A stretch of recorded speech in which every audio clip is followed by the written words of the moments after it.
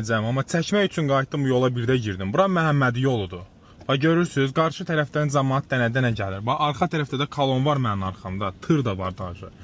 Bu yol bərbad günündədir. Yağış yağandan sonra bax bu yol düşdü bax bu günə. Normalda belə deyil idi. Torpaq, palçıq, sel, su, kanalizasiya sistemi yoxdur. Bütün küçələrdən suyu yığdılar, daşıdılar bura. Böyük maşınlar girdi bura. Bu yol oldu bu formada. Məhəmmədi kənd cəmaatı burada 217 nömrəli marşrut işləyirdi. Artıq marşrut bu yola girmir.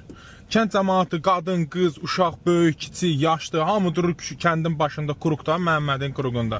Oradan bura manatlıqdan gəlir və ya gedirlər buradan ora, o başdan gedirlər, minirlər, o başdan fırlanır, gedirlər, Çerez Kürdaxanı bu formada gəlirlər. Zəhmət olmasa bunu maksimum dərəcədə bəyənəyin, paylaşağın ki, aidiyyatı qurumların qarşısına çıxsın.